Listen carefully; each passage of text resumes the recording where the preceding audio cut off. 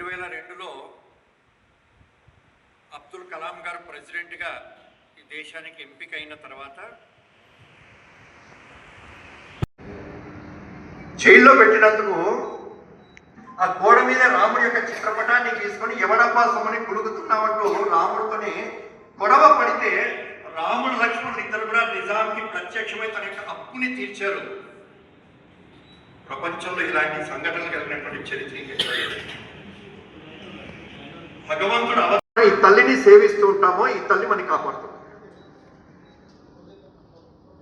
ప్రపంచంలో ఉండేటువంటి ఏ దేశం అయినప్పటికీ ఏ మతం అయినప్పటికీ దేవుడి యొక్క దివ్యవాణి విన్నటువంటి ప్రవక్త పుట్టాడు, దేవుడి యొక్క దూత పుట్టాడు. కానీ సాక్షాత్ భగవంతుడు అవతరించినటువంటి ఏకైక భూమి ప్రపంచంలో ఏది అంటే భారత భూమి మాత్రమే. ఇక్కడ భగవంతుడు అవతరించిన భూమి, భగవంతుడి చేత రక్షించబడుతున్నటువంటి భూమి. అంత మాత్రమే కాదు, మనలాంటి సాధారణమైనటువంటి వ్యక్తులు తమ యొక్క సాధన ద్వారా, ధర్మపరాయణత్వం ద్వారా, సత్య పరిపాలన ద్వారా భగవంతుడు ఈ భూమి మీద అవతరింపజేసినటువంటి సాధ్వీమణులు మహాపురుషులు పుట్టినటువంటి భూమి ఇది. తన యొక్క భర్త ప్రాణాలను యమధర్మరాజు తీసుకెళ్తుంటే వెంటబడి దెబ్బలాడేసి తన యొక్క భర్త ప్రాణాలను తెచ్చుకున్నటువంటి సావిత్రి పుట్టినటువంటి భూమి ఇది. త్రిమూర్తిని పసిపిల్లల్ని చేసి లాలించినటువంటి సతీ అనసూయ పుట్టినటువంటి భూమి. నీ ఆయుష్ అయిపోయింది పదరా బాబు అని చెప్పేసి మార్కండేయుని తీసుకెళ్ళడానికి యమధర్మరాజు వస్తే శివుని ఆలింగనం చేసుకుని నేను శివుని వదిలి రాను అని చెప్పేసి అంటే శివుడు ప్రత్యక్షమై చిరంజీవిగా మార్చినటువంటి భూమి ఇది. ఆ మాత్రని, ఆ గోళీని, ఆ పిల్లని డాక్టర్కి ఇచ్చారు. ఇది డాక్టర్ యొక్క ప్రత్యేకత. ఈ గంట సేపు శాఖలో పాల్గొంటున్నటువంటి వ్యక్తికి ఆ కార్యక్రమంలో పాల్గొంటూ 3 విషయాల్లో చక్కటి మార్పు కలుగుతుంది. మొదటిది ఏంటంటే ఈ భూమి కేవలం మట్టి ముద్ద కాదు, ఇది నాకు సాక్షాత్తు జగజ్జనని తల్లి. ఇక్కడ ఈ భూమి పట్ల, భారత మాత పట్ల భక్తిని కలగడం. మదన మోహన మాలవీయ భారతరత్న వచ్చింది. కాశీ హిందూ విశ్వవిద్యాలయాన్ని ప్రారంభించాడు. తన చివరి రోజుల్లో మిత్రుడికి చెప్తాడు, నేను గనక చనిపోయినట్లయితే నా యొక్క అంత్యక్రియల్ని కాశీ నగరానికి బయట చేయమంటాడు.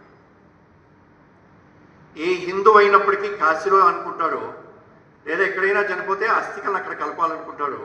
నువ్వేంటి బయట అని చెప్పేసి అంటున్నావంటే మదనమోహన మాలవీయ చెప్తాడు, ఇక్కడ కనుక జరిగినట్టయితే నాకు మోక్షం వస్తుంది. కానీ మోక్షము కంటే గొప్పది ఏంటంటే మళ్ళీ ఈ భూమిలో నేను హిందువుగా పుట్టడం మోక్షం కంటే గొప్పది. కాబట్టి నాకు పునర్జన్మ రావాలి, కాబట్టి నా అంత్యక్రియలను బయట చేయమంటాడు. సరిహద్దు గ్రామం అది. ఆ సరిహద్దు బిఎస్ఎఫ్ యొక్క చెక్ పోస్ట్ దగ్గర అమ్మవారి యొక్క దేవాలయం ఉంది. తనోట్ మాతా మందిరం అది. ఆ మందిరం యొక్క ప్రత్యేకత ఏంటంటే పూజారులు అక్కడ చూసే వాళ్ళందరూ కూడా సైనికులే. ఆ దేవాలయం ముందు పెద్ద త్రివర్ణ పతాకం ఎగురుతూ ఉంటుంది. ఆ దేవాలయం యొక్క కాంప్లెక్స్లోనే బాంబులు ఉన్నాయి. ఏమైనా బాంబులు ఉన్నాయంటే బయట రాసింది చదవండి అన్నాడు. అక్కడ ప్లేక్ ఉంటుంది, శిలాఫలకము.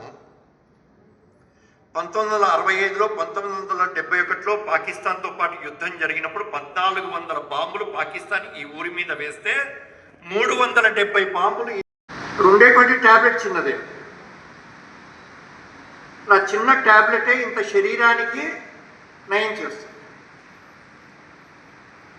అదేవిధంగా వైద్య విద్యను పూర్తి చేసినటువంటి డాక్టర్జీ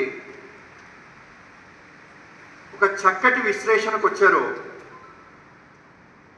ఈ దేశాన్ని పట్టి పీడిస్తున్నటువంటి ఈ రోగాన్ని నయం చేయాలంటే ఆ చిన్న ట్యాబ్లెట్, చిన్న గోళీ ఏంటంటే ఆర్ఎస్ఎస్ యొక్క దైనందిన శాఖ అన్నారు.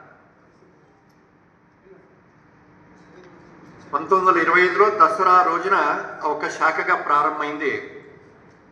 ఈ రోజున సుమారుగా 1,00,000 స్థలాల్లో దేశంలో జరుగుతున్నది. మన యొక్క జగిత్యాల్లో కూడా 10-12 చోట్ల జరుగుతుంది. 20 మంది 30 మంది ఆ బస్తీలో, ఆ గ్రామంలో ఉండేటువంటి యువకులు పెద్దలు కలిసి నేను నా కుటుంబం అనేటువంటి ఆలోచనని మర్చిపోయి నేను నాది నా ఇల్లు అన్నది ఈనాటి అలవాటు.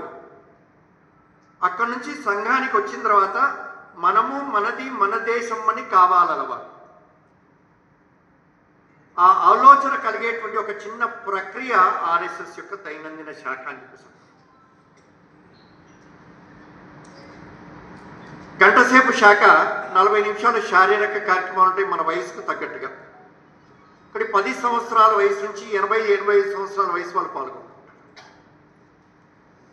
చివరి ఒక చిన్న దేశభక్తి పాట, ఒక మంచి పద్యము, వారానికి ఒకసారి మంచి విషయాల్ని చర్చించుకోవడము, చివరిలో భారతమాతను కొలుస్తూ ప్రార్థన చేసి వెళ్ళడం. ఇలా కాశ్మీర్ నుంచి కన్యాకుమారి వరకు ఈ 1,00,000 స్థలాల్లో 20 మంది 25 మంది చొప్పున సుమారుగా 20-22 లక్షల మంది ప్రతిరోజు కాషాయ ధ్వజం ముందు నిలబడి నమస్తే సదావత్సలే మాతృభూమి అంటూ భారత మాతకు జయగానము చేసేటువంటి ఏకైక వ్యవస్థ దేశంలో ఏది అంటే ఆర్ఎస్ఎస్ యొక్క శాఖ.